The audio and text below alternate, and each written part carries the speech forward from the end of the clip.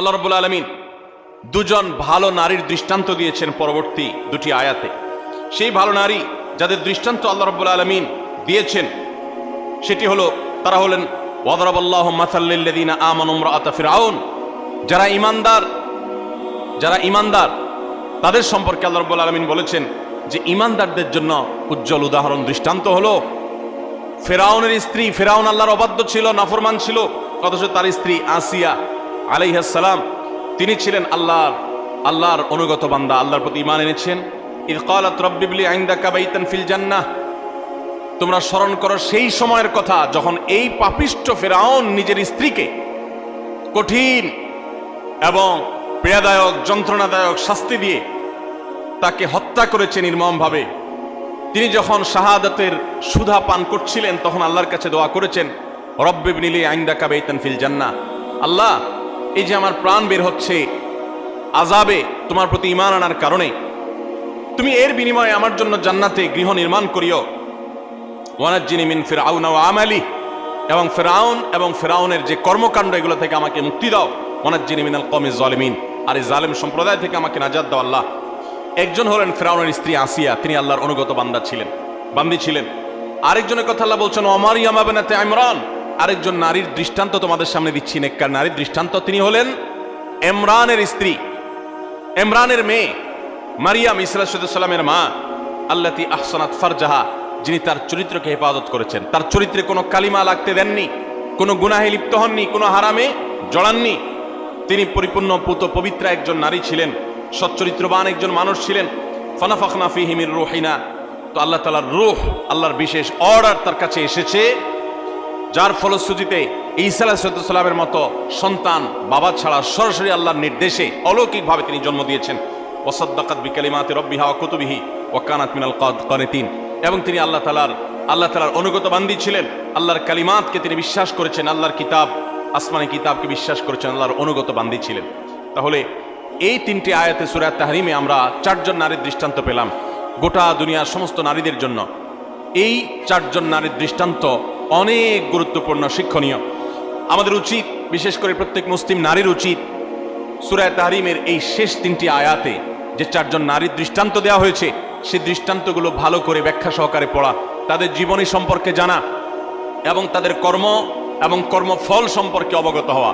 এর ফলে আমরা ভালো হওয়ার প্রেরণা পাবো, মন্দ পথ থেকে বেঁচে থাকার প্রেরণা ইনশাআল্লাহ আমরা লাভ করতে পারবো। আল্লাহ রাব্বুল আলামিন আমাদের সকলকে এই সমস্ত কোরআনে কারীমের উজ্জ্বল উদাহরণগুলো, দৃষ্টান্তগুলো থেকে শিক্ষা গ্রহণ করার তৌফিক দান করুন। আমাদের মা বোনরা অনেকে কোরআনে কারীম সহি করে পড়তেও পারেন না, আবার অনেকে পড়তে পারেন কিন্তু তারা কোরআনে কারীমের অর্থ বোঝেন না, ব্যাখ্যা জানেন না, জানার আগ্রহ নেই, প্রচেষ্টা নেই। এটা খুবই দুঃখজনক একটি ব্যাপার, অত্যন্ত বেদনাদায়ক একটি অধ্যায়। কোরআন আল্লাহ তাআলা দিয়েছেন, আমার বোন আপনাকে লক্ষ্য করে আল্লাহ তাআলা উদাহরণ দিয়েছেন।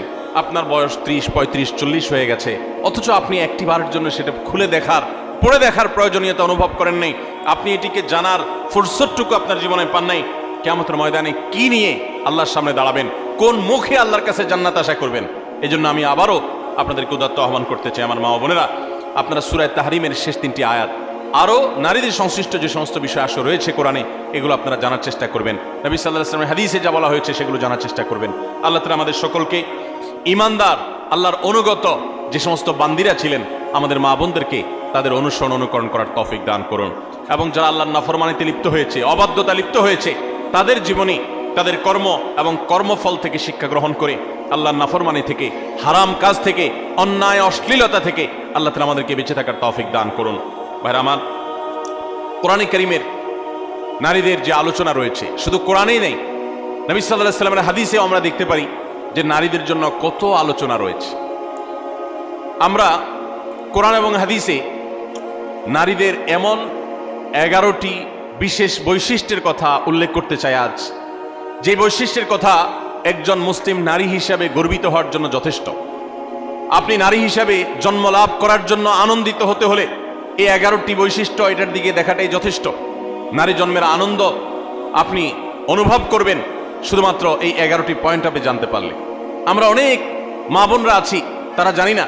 আমি আবারও বলছি, নারী অধিকারের নামে, নারী মুক্তির নামে, নারী স্বাধীনতার নামে, নানা মুখরোচক স্লোগানের নামে অনেক মুসলিম বোনদেরকে, মুসলিম মেয়েদেরকে আজ ভুল পথে পরিচালিত করা হচ্ছে।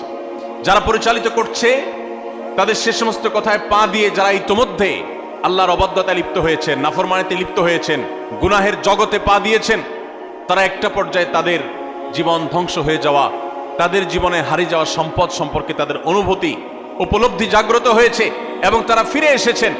বিশেষ করে পশ্চিমা দুনিয়াতে আমরা তাকালে দেখতে পাই যে পশ্চিমা দুনিয়াতে অহরহ অমুসলিম মেয়েরা তারা দলে দলে ইসলামে আসছে এবং সে সমস্ত দেশগুলোতে সবচেয়ে বেশি ইসলাম গ্রহণ করছে নারীরা, পুরুষদের তুলনায় বেশি ইসলাম গ্রহণ করছে তারা। তার কারণ মা বোনরা বুঝতে পারছেন, তারা দেখতে পাচ্ছেন সেখানে যে কিভাবে তাদেরকে ভুল পথে পরিচালিত করা হয়েছে। ইসলামের সুমহান আদর্শ তাদেরকে কত বেশি সম্মানিত করেছে। আসুন আমরা জেনে নেই নারী জন্মের আনন্দ হতে পারে এরকম 11টি পয়েন্ট কি আছে কোরআন এবং হাদিসে, যে বৈশিষ্ট্যগুলো একজন মুসলিম নারী হিসেবে আপনাকে গর্বিত করবে, আপনাকে আনন্দিত করবে, আপনাকে অনুপ্রাণিত করবে, আপনাকে উৎসাহিত করবে, আপনাকে আল্লাহর অনুগত বান্দী হতে সাহায্য করবে। নাম্বার 1, আমরা অনেকেই জানি হয়তো, আবার অনেকের অজানাও থাকতে পারে যে ইসলাম সর্বপ্রথম গ্রহণ করেছেন একজন নারী। আমাদের প্রিয় নবী সাল্লাল্লাহু আলাইহি ওয়াসাল্লামের প্রতি আল্লাহ তাআলা যখন ওহী প্রেরণ করলেন, তার সেই ওহীর প্রতি বিশ্বাস করেছেন সর্বপ্রথম একজন নারী। তার নাম কি? খাদিজা রাদিয়াল্লাহু তাআলা আনহা। কোন পুরুষ প্রিয় নবী সাল্লাল্লাহু আলাইহি ওয়াসাল্লামের প্রতি ঈমান আনেন নাই আগে, সবার আগে নারীরা ঈমান এনেছেন। খাদিজা রাদিয়াল্লাহু তাআলা আনহা ইসলামের প্রথম মুসলিম সদস্য নারী, কোন পুরুষ না। দ্বিতীয়ত, ইসলামের প্রথম শহীদ হলেন একজন নারী, সুমাইয়া রাদিয়াল্লাহু তাআলা আনহা। ইসলামের জন্য যিনি নিজের জীবনকে উৎসর্গ করেছেন, ইসলামের জন্য জীবন উৎসর্গ করার মতো এরকম গৌরব, এরকম মর্যাদার অধিকারী হয়েছেন একজন নারী, সুমাইয়া রাদিয়াল্লাহু তাআলা আনহা। ভাইরা আমার, আমাদের মুসলিম মেয়েদের আনন্দিত হওয়ার জন্য, তাদের আল্লাহর কাছে কৃতজ্ঞতা প্রকাশ করবার জন্য এই একটি পয়েন্ট যথেষ্ট, যে ইসলামের জন্য পৃথিবীতে যুগ যুগ ধরে পুরুষরাই সবচেয়ে বেশি তাদের আত্মত্যাগ করেছেন, শাহাদাত বরণ করেছেন, জীবন দিয়েছেন, কিন্তু এর সূচনা করেছেন একজন নারী, এর শুরুটা করেছেন একজন নারী। তিনি ছিলেন সুমাইয়া রাদিয়াল্লাহু তাআলা আনহা, এমন একজন সাহাবী, নির্মমভাবে তাকে শাহাদাতের পেয়ালা পান করতে হয়েছে, আল্লাহর দ্বীনের জন্য তিনি জীবন দিয়েছেন। আমার মা বোনরা, একজন নারী, তিনি শাহাদাতের এই পথ সর্বপ্রথম দেখিয়েছেন, প্রথম পেয়ালা তিনি পান করেছেন শাহাদাতের। এটি কি আমাদের মা বোনদের গর্বের জন্য যথেষ্ট নয়? তৃতীয়ত, প্রিয় নবী সাল্লাল্লাহু আলাইহি সাল্লাম তার জীবনের একেবারে শেষের দিকে এসে অত্যন্ত হৃদয়গ্রাহী যে ওসিয়ত ছিল, তার উপদেশ ছিল, সেই উপদেশের মধ্যে একটি ছিল ফাস্তাউসু বিন-নিসাই খায়রা। ভাইরা আমার, মা বাবা, মুরব্বীরা, প্রিয়জনেরা, তারা যখন মৃত্যুর মুখোমুখি হন, তারা যখন জীবনের শেষ প্রান্তে এসে উপনীত হন, তখন তারা তাদের একান্ত কাছের লোকদেরকে ডেকে ওসিয়ত করেন, উপদেশ দেন, তাদেরকে ডেকে এনে নসিহত করেন। জীবনের শেষ মুহূর্তে যাওয়ার সময় ছেলে মেয়েদের দিকে তাকিয়ে তাদের মাথায় হাত বুলিয়ে অত্যন্ত স্নেহ, পরম মমতার সাথে যে উপদেশ দেওয়া হয়, সেটার গুরুত্ব অপরিসীম। প্রিয় নবী সাল্লাল্লাহু আলাইহি সাল্লামও ঠিক তার জীবনের একেবারে শেষে এসে তিনি কিন্তু ঐতিহাসিক ভাষণে তিনি মেয়েদের প্রতি সদ্ব্যবহার করার জন্য, তাদের ব্যাপারে নবী সাল্লাল্লাহু আলাইহি সাল্লাম থেকে কল্যাণের উপদেশ গ্রহণ করবার জন্য তিনি নির্দেশ দিয়ে গেছেন, ফাস্তাউসু বিন-নিসাই খায়রা। হে দুনিয়ার মানুষ, তোমরা মেয়েদের ব্যাপারে কল্যাণের আচরণ, ভালো আচরণ করার ব্যাপারে আমার কাছ থেকে উপদেশ গ্রহণ করো, আমি তোমাদের ওসিয়ত করে গেলাম। নবী সাল্লাল্লাহু আলাইহি সাল্লাম এরকম হৃদয়গ্রাহী ভাষায় মা বোনদের ব্যাপারে সাবধান সতর্ক করে গেছেন। তার জীবনের শেষ সতর্ক বাণীগুলোর মধ্যে থেকে একটি, যে নারীদের ব্যাপারে তোমরা আমার কাছ থেকে উপদেশ গ্রহণ করো, কল্যাণ, তাদের সাথে তোমরা কল্যাণের আচরণ করবে, তাদের কল্যাণ কামী হবে, সুন্দর আচরণ করবে, তাদের কোনো কষ্ট দিবে না। অর্থাৎ এই মর্মে আমি তোমাদেরকে ওসিয়ত করে যাচ্ছি, আমার এই ওসিয়তকে তোমরা মেনে চলবে। মায়েদের আনন্দের একটা বিষয় এটি, তাদের গর্ব করার মতো একটি বিষয় এটি, যে প্রিয় নবী সাল্লাল্লাহু আলাইহি সাল্লাম জীবনের শেষ ওসিয়তগুলোর মধ্যে থেকে একটি ছিল আমাদের ব্যাপারে যেন সবাই সজাগ থাকে, সুন্দর দৃষ্টি রাখে। নাম্বার 4, আমরা জানি যে কোরআনে কারিমে আল্লাহ রাব্বুল আলামিন নারীদের সূরা নামে সূরা রেখেছেন, পুরুষদের সূরা এরকম নামে, অর্থাৎ পুরুষদের সংশ্লিষ্ট সূরা বলতে আলাদা কোনো সূরা রাখেন নাই। শুধু তাই নয়, কোরআনে কারিমের সবচেয়ে বড় দীর্ঘ আয়াতনের গুরুত্বপূর্ণ সূরা হলো সূরাতুন নিসা। এই সূরাতুন নিসা আল্লাহ তাআলা নারীদের নামে নামকরণ করেছেন। সেখানে নারীদের সমস্ত অধিকারগুলো, তাদের বিধিবিধানগুলো, তাদের মর্যাদা, তাদের করণীয়, তাদের জন্য মোটিভেশন আল্লাহ তাআলা সেখানে রেখেছেন। শুধু সূরা নিসাই নয়, কোরআনে কারীমে আল্লাহ রাব্বুল আলামিন সূরা নিসার পাশে সূরা তাহরিম, সূরা তালাক, সূরা মুজাদালা, অনেকগুলো সূরা নারীদের জন্য, নারীদের বিধিবিধান সংশ্লিষ্ট বিষয়গুলোর জন্য তাআলা নাজিল করেছেন। এগুলো এক একটা 2 পৃষ্ঠা 4 পৃষ্ঠার সূরা, আর সূরা নিসা তো বহু পৃষ্ঠা সম্বলিত সূরা। কোরআনে কারীমে 25 জন নবী রাসূলের আলোচনা যেরকম রয়েছে, ঠিক একইভাবে 20-25 জন মহিয়সী নারীর আলোচনা কোরআনে রয়েছে। কোরআনে আল্লাহ রাব্বুল আলামিন এতগুলো নারীর আলোচনা বিভিন্ন প্রসঙ্গে যে ইঙ্গিত করেছেন, আলোচনা করেছেন, এখান থেকে মাতৃজাতির প্রতি যে মর্যাদা রয়েছে সেটি ইসলামে যে মর্যাদা রয়েছে সেটি প্রকাশিত হয়। নারী হিসাবে আনন্দিত হওয়ার জন্য এই পয়েন্টটা কি যথেষ্ট নয় যে কোরআন তাদেরকে এত গুরুত্ব দিয়েছে, এত মর্যাদা দিয়েছে? সময়ত উপস্থিতি 5 নম্বর, নবী সাল্লাল্লাহু আলাইহি সাল্লামের ঐতিহাসিক বক্তব্য, ঐতিহাসিক হাদিস রয়েছে, আপনারা অনেকে জানেন। তিনি বলেছেন, খায়রুকুম খায়রুকুম লি আহলি ওয়া আনা খায়রুকুম লি আহলি। পুরুষদের জন্য তিনি নারীদের কাছ থেকে ভালো হওয়ার সার্টিফিকেট নেওয়াকে ভালো হওয়ার পূর্ব শর্ত হিসেবে উল্লেখ করেছেন। এটা নারী জাতির জন্য আনন্দের বিষয় যে পৃথিবীর কোন পুরুষ তিনি আল্লাহর খাতায় ভালো, এটা তার নাম লেখাতে হলে, আল্লাহর কাছে ভালো প্রমাণ হতে হলে তার স্ত্রীর কাছে তিনি ভালো এই সার্টিফিকেট নিতে হবে। সার্টিফিকেট নেওয়া বলতে কাগজে সার্টিফিকেট না। যে ব্যক্তি তার আচার আচরণ দ্বারায়, তার কর্মকাণ্ড দ্বারায়, তার উত্তম ব্যবহার দ্বারায়, তার সুন্দর আখলাক দ্বারায় তার স্ত্রীকে এতটা সন্তুষ্ট করতে পেরেছে যে স্ত্রী মন থেকে তার স্বামীকে ভালো মানুষ হিসেবে জানে, এই সার্টিফিকেট, এই সাক্ষ্য স্ত্রীর কাছ থেকে এই মূল্যায়ন পাওয়ার আগ পর্যন্ত মানুষ আল্লাহর কাছে শ্রেষ্ঠ হয় না। নবী সাল্লাল্লাহু আলাইহি সাল্লাম এই ঐতিহাসিক বাণীর মাধ্যমে নারী জাতিকে কোন মর্যাদা আসীন করেছে চিন্তা করুন। আমাদের দেশের চারিত্রিক সনদপত্র বিভিন্ন জনপ্রতিনিধিগণ ইস্যু করে থাকেন, মেম্বার, চেয়ারম্যান, কমিশনাররা দিয়ে থাকেন। এর ফলে তাদের একটা মর্যাদা বোঝা যায় যে তারা সাধারণ নাগরিকের, সাধারণ মানুষের, সর্বস্তরের মানুষের চারিত্রিক সনদপত্র ইস্যু করে থাকেন। ইসলাম সমস্ত পুরুষদের চারিত্রিক সনদপত্র ইস্যু করার অধিকার নারীদের হাতে দিয়েছেন, স্ত্রীদের হাতে দিয়েছেন।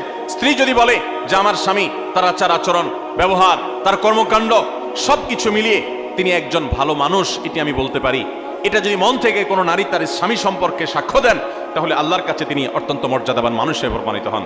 সময়ত উপস্থিতি, এখান থেকে মায়ের জাতি, নারী জাতির প্রতি ইসলাম যে মর্যাদা দিয়েছে সেটা দিনের আলোর মতো পরিষ্কার হয়ে যায়। নবী করিম সাল্লাল্লাহু আলাইহি সাল্লাম আরো বলেছেন, ওয়া আনা খায়রুকুম লি আহলি, তোমরা প্রত্যেকটা পুরুষ তোমাদের স্ত্রীদের কাছে ভালো আচরণ করে যতটা ভালো হতে পেরেছো, নবী সাল্লাল্লাহু আলাইহি সাল্লাম তার নিজের কথা বলেছেন। 9 জন স্ত্রী থাকার পরেও তিনি তাদের সম্পর্কে তার নিজের বক্তব্য হলো যে আমি আমার সমস্ত স্ত্রীদের কাছে, তোমরা যতটা ভালো হতে পেরেছো স্ত্রীদের কাছে, আমি হলাম তোমাদের চাইতেও আমার স্ত্রীর কাছে বেশি ভালো। অর্থাৎ আমার স্ত্রীরা আমাকে ভালো বনে এত বেশি জানে যেটা তোমাদেরকে তোমাদের স্ত্রীরা জানা। কত বেশি উত্তম আচরণ করলে নবী সাল্লাল্লাহু আলাইহি সাল্লাম এই আসনে আসীন হতে পেরেছেন। ভাইরা আমার, কতটা আস্থা থাকলে এইভাবে বলা যায়। তো এখান থেকে নারী জাতির মর্যাদা পরিষ্কারভাবে বোঝা যায় যে পুরুষদের শ্রেষ্ঠত্ব এবং তাদের মর্যাদা, তাদের মূল্যায়ন, এটা আল্লাহ তাআলা নারীদের উপরে ন্যস্ত করেছেন। নাম্বার 6, আমাদের প্রিয় নবী সাল্লাল্লাহু আলাইহি সাল্লাম নারীদেরকে অনেক বেশি পছন্দ করতেন, ভালোবাসতেন, শ্রদ্ধা করতেন। এর মানে হলো, আপনারা জানেন, মা এবং বাবা উভয়ের মর্যাদা বর্ণনা করতে গিয়ে নবী সাল্লাল্লাহু আলাইহি সাল্লাম কার মর্যাদা বেশি বর্ণনা করেছেন? বাবার না মায়ের? মায়ের। তাহলে এখানে নারীকে নবী সাল্লাল্লাহু আলাইহি সাল্লাম অগ্রাধিকার দিয়েছেন। এবং নবী সাল্লাল্লাহু আলাইহি সাল্লামের কাছে যখন সাহাবী জিজ্ঞাসা করেছেন, ইয়া রাসূলুল্লাহ, আবাররু মান, আমি কার সাথে বেশি সদাচরণ করব? নবী সাল্লাল্লাহু আলাইহি সাল্লাম বলেছেন, উম্মাক, তোমার মায়ের সাথে। এরপরে আবার সাহাবী জিজ্ঞাসা করলেন, এরপর? তিনি বলেছেন, এরপরও তোমার মায়ের সাথে। এরপর জিজ্ঞাসা করলেন আবারও সাহাবী, বুঝলাম, এরপর কার সাথে করব? নবী সাল্লাল্লাহু আলাইহি সাল্লাম বলেন, এবারও বলেন তোমার মায়ের সাথে। তারপর যখন সাহাবী জিজ্ঞাসা করলেন চতুর্থবার, তখন বললেন তোমার বাবার সাথে। তার মানে 3টা পুরস্কার যদি থাকে, gold medal, bronze medal, silver medal, এই সব মেডেল পুরস্কারগুলো একেবারে প্রথম, দ্বিতীয়, তৃতীয় সব পুরস্কারগুলো নবী সাল্লাল্লাহু আলাইহি সাল্লাম দিয়েছেন মাকে, আর 4 নম্বর সান্ত্বনা পুরস্কার দিয়েছেন বাবাকে। তাহলে এখানে মায়ের মর্যাদা বেশি দেওয়া হয়েছে না বাবার মর্যাদা বেশি দেওয়া হয়েছে? দিনের আলোর মতো পরিষ্কার। একজন মুসলিম নারীর জন্য কি এটা আনন্দের বিষয় নয়? নবী সাল্লাল্লাহু আলাইহি সাল্লাম মেয়েদেরকে কতটা অগ্রাধিকার দিতেন দেখেন। তিনি বলেছেন, আমি মেয়েদেরকে বেশি ভালোবাসি। এর মানে মা এবং বাবার মধ্যে যখন কম্পেয়ার করা হয়, তুলনা করা হয়, তখন মাকে তিনি বেশি পছন্দ করতেন বাবার তুলনায়। এবং ভাই এবং বোনের মধ্যে যখন কম্পেয়ার করা হয়, তখন বোনের প্রতি বেশি। এবং ছেলে এবং মেয়ের মধ্যে যখন কম্পেয়ার করা হয়, তখন নবী আলাইহিস সালাম মেয়ের প্রতি টান বেশি ছিল। এই ছিল নবী সাল্লাল্লাহু আলাইহি সাল্লামের মেয়ে জাতির প্রতি, নারী জাতির প্রতি, মাতৃজাতির প্রতি তার মহানুভবতা, তার ভালোবাসা, তার আন্তরিকতা, তার স্নেহ মমতা, তাদেরকে এতটা শ্রদ্ধা তিনি করতেন, এতটা সম্মান তিনি করতেন। আমরা অনেক পুরুষ আছি, আমাদের মা বোনদেরকে তুচ্ছতাচ্ছিল্য করে কথা বলি, তাদেরকে অপমান করে কথা বলি। আমাদের আল্লাহকে ভয় করা উচিত। তারা ভুল করলে সেটা উত্তম উপায়ে সংশোধন করা উচিত, ব্যবহার খারাপ করা উচিত নয়। যাই হোক, তাহলে 6 নম্বরে আমরা জানলাম যে মাতৃজাতির আনন্দের বিষয় হলো, নারী জাতির আনন্দের বিষয় হলো, মুসলিম নারীর আনন্দের বিষয় হলো, তার মর্যাদার বিষয় হলো যে নবী সাল্লাল্লাহু আলাইহি সাল্লাম তাদেরকে ভালোবাসতেন। পুরুষদের তুলনায় সবসময় নারীদেরকে তিনি অগ্রাধিকার দিতেন, বেশি পছন্দ করতেন, ভালোবাসতেন। নাম্বার 7, জান্নাত নারীদের জন্য আল্লাহ তাআলা সবচেয়ে সহজ করেছেন। পুরুষদের তুলনায় নারীদের জন্য জান্নাত অনেক সহজ করা হয়েছে। একজন পুরুষ তাকে জান্নাতে যেতে হলে তাকে হালাল উপার্জন করতে হয়। আর ইসলাম উপার্জনের কোনো দায় দায়িত্ব মেয়েদের উপরে চাপান নাই। যতদিন বিয়ে না হবে তিনি বাবার দায়িত্বে থাকবেন। যখন বিয়ে হয়ে যাবে স্বামীর দায়িত্বে চলে যাবেন, স্বামী মারা যাবে ছেলেদের দায়িত্বে চলে যাবেন, ভাইদের দায়িত্বে চলে যাবেন। কিন্তু নারী, তাকে তার নিজের ভরণ পোষণের জন্য ইসলাম বলে নাই স্ট্রাগল করতে, বরং তার জন্য পুরুষরা স্ট্রাগল করতে বাধ্য। আর পুরুষরা যখন স্ট্রাগল করতে যায়, উপার্জন করতে যায়, কামাই রোজগার করতে যায়, তখন তার হালাল হারাম বাজ বিচার করতে হয়। কাজটা কিন্তু সহজ না। হারাম থেকে বেঁচে থেকে আবার পয়সা করে কামাই করে এনে পরিবারের ভরণ পোষণের ব্যবস্থা করা, এটা খুব সহজ কাজ না। এই জন্য পুরুষকে জান্নাতে যেতে হলে শুধু 5 ওয়াক্ত নামাজ পড়লে, রমজান রোজা রাখলে এবং মৌলিক কিছু কাজ করলেই যথেষ্ট হয় না, তাকে হালাল উপার্জন করতে হয়, হারাম থেকে বাঁচতে হয়। নারীর জন্য এই সমস্ত হ্যাসেল নাই, তাদের জন্য অনেক সহজ। নবী করিম সাল্লাল্লাহু আলাইহি সাল্লাম বলেছেন, ইদা সাল্লাতিল মারআতু খামসাহা ওয়া সামাত শাহরাহা ওয়া আতাআত যাওজাহা ওয়া হাফিজাত ফারজাহা। কোন নারী যখন 4টি কাজ করে, 5 ওয়াক্ত নামাজ যখন পড়ে, রমজানের রোজা যখন ঠিকমতো রাখে এবং স্বামীর আনুগত্য, স্বামী যদি অন্যায় কোনো কথা না বলে তাহলে তাকে মেনে চলে, মান্য করে, শ্রদ্ধা করে, অভিভাবক হিসাবে তার সিদ্ধান্তকে মেনে চলে এবং নিজের ইজ্জত আবরুর হেফাজত করে, কোনোভাবে চরিত্রহীন নারীদের কাতারে সামিল হয় না, গুনাহ করে না। সেটা ইমোতে হোক, সেটা সোশ্যাল মিডিয়াতে হোক, মেসেঞ্জারে হোক, ফেসবুকে হোক, ইউটিউবে হোক, অনলাইনে হোক, অফলাইনে হোক, বিবাহ বহির্ভূত সম্পর্কের মাধ্যমে হোক, কোনোভাবে নিজের চরিত্রকে নষ্ট করে না। এই নারী, আল্লাহ রাব্বুল আলামিন তাকে জান্নাতের যে কোনো দুয়ার দিয়ে প্রবেশ করার সুযোগ দান করবে। ভাইরা আমার, এই যে মর্যাদা দেওয়া হলো, জান্নাতে প্রবেশ করা তাদের জন্য সহজ করে দেওয়া হয়েছে। 4টি আমল তাদেরকে জান্নাতে যেতে সাহায্য করবে। আর পুরুষ তাকে অনেক স্ট্রাগল করে তারপরে তাকে জান্নাতে যেতে হয়। এটা নারী জাতির জন্য আনন্দের বিষয়। নাম্বার 8, মেয়েরা যদি হজ করে তাহলে তাদের সেই হজ জেহাদের সমতুল্য। পুরুষ হজ করলে হজের সওয়াব পাবে, বাস এটুকু। একজন নারী যখন হজ করেন তখন তিনি পুরুষদের মতো হজের সওয়াব তো পাবেনই, পাশাপাশি ইসলাম তাকে জেহাদে শামিল হয়ে পুরুষ যেরকম মর্যাদা পায়, হজ করার মাধ্যমে নারীকে সেই মর্যাদা দেয়। হজ্জুহুন্না জিহাদ। নবী সাল্লাল্লাহু আলাইহি সাল্লাম তাদের নারীদের হজকে জিহাদের সাথে তুলনা করেছেন। এটা তাদের মর্যাদার ব্যাপার, এটা তাদের জন্য স্পেশাল। ঠিক একইভাবে নম্বর 9, নারীরা যদি কোনো সন্তানদেরকে সুন্দরভাবে জন্মদানের পর লালন পালন করে, বিশেষ করে জন্মদান করতে গিয়ে যদি কোনো নারী মৃত্যুবরণ করেন তাহলে তাকে শাহাদাতের মর্যাদা দেওয়ার কথা বলা হয়েছে। এবং তারা যদি নিজেদের সন্তানকে সুন্দরভাবে লালন পালন করেন তার জন্য জান্নাতের গ্যারান্টির কথা বলা হয়েছে। সন্তান লালন পালন করা আলাদা ইবাদত, আলাদা মর্যাদার বিষয়। সন্তান জন্ম দেওয়া আলাদা ইবাদতের বিষয় তাদের জন্য। নাম্বার 10, যদি দুনিয়ার কোনো মানুষ, কোনো পুরুষ যদি কোনো নারী জন্ম দেয় এবং কোনো মেয়ে জন্ম দেওয়ার পর সে মেয়েকে যদি উত্তমভাবে লালন পালন করে, তাকে সুপাত্রস্থ করে, তার ভরণ পোষণ ব্যবস্থা করে, তার প্রতি সদাচরণ করে, মেয়ে হিসাবে তাকে তুচ্ছতাচ্ছিল্য না করে, ছোট না করে, তার হক নষ্ট না করে, এরকম যদি নারীদের সাথে সুন্দর আচরণ করে, তো আল্লাহ রাব্বুল আলামিন ওই পুরুষদের জন্য জান্নাতের গ্যারান্টি দিয়েছেন। জান্নাতের গ্যারান্টি দিয়েছেন, নিরাপত্তা নিয়েছেন, তিনি নিরাপত্তা দিয়েছেন, জান্নাতের ওয়াদা করেছেন। নবী সাল্লাল্লাহু আলাইহি সাল্লাম কথা দিয়েছেন যে পুরুষরা 2টি মেয়ে সন্তান জন্ম দিবে এবং তাদের সাথে উত্তম আচরণ করবে, ব্যবহার করবে, তাদের হক আদায় করবে। নবী করিম সাল্লাল্লাহু আলাইহি সাল্লাম তাদের জান্নাতের জিম্মাদারি নিয়েছেন, জান্নাতের দায়িত্ব নিয়েছেন। এবং অন্য আরেকটি হাদিসে আছে নবী সাল্লাল্লাহু আলাইহি সাল্লাম জান্নাতে তার সাথে থাকার সৌভাগ্য হবে বলেছেন যদি কেউ তার 2টি বোন অথবা 2টি মেয়েকে সুন্দরভাবে, উত্তমভাবে তাদের সাথে আচার আচরণ করে, ব্যবহার করে, তাদের হক আদায় করে, কোনো ক্ষেত্রে ত্রুটি না করে, যত্ন করে, তাহলে সে ব্যক্তি শুধু জান্নাতে যাবে তা নয়, নবী সাল্লাল্লাহু আলাইহি সাল্লামের সাথে জান্নাতে থাকতে পারবে।